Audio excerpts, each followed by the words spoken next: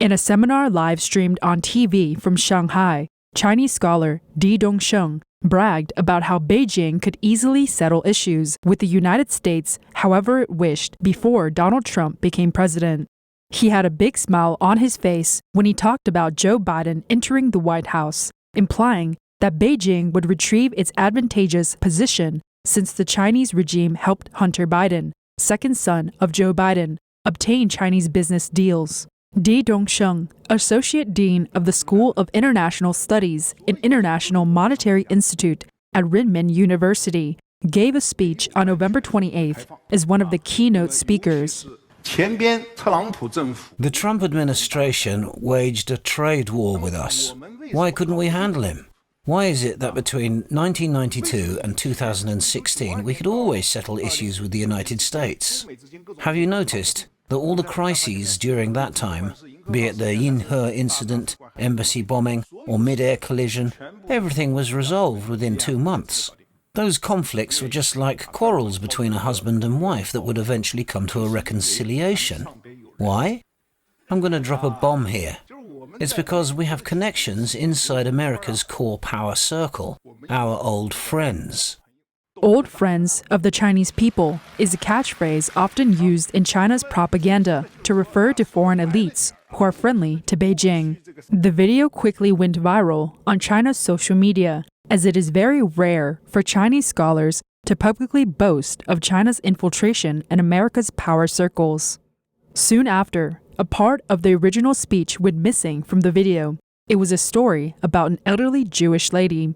Fortunately, some Chinese netizens recorded the original video and managed to share it online.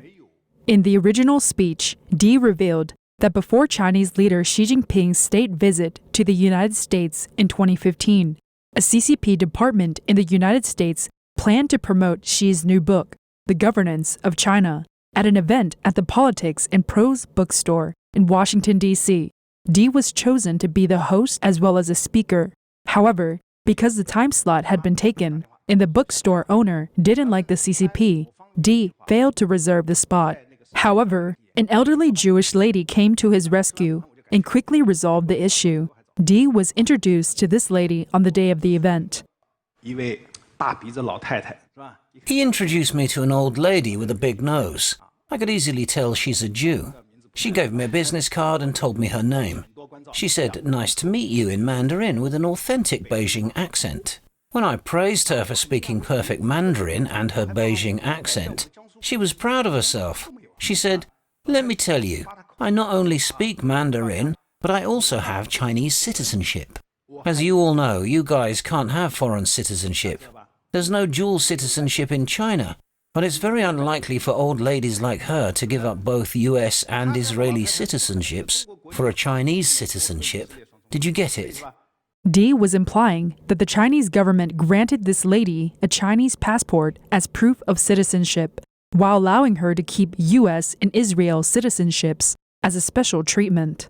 I suddenly realized she's one of the Chinese people's old friends. What she said next impressed me even more. Not only do I have Chinese citizenship, I also have Beijing Hukao, China's household registration. I have a courtyard house in a prime location. Apparently, the Chinese government gifted her this courtyard house. Although this type of luxury home is rarely on the market, Chinese netizens figured out the price range for a courtyard house that went up for sale last year. The asking price was $19 million. So who is this old lady?